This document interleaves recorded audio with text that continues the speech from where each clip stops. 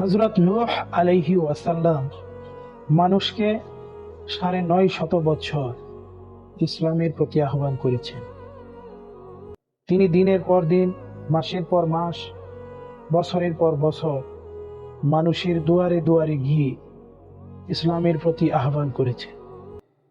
এরপরেও হাতে গোনা অল্প কয়েকজন মুসলমান ইসলামে দীক্ষিত হয়।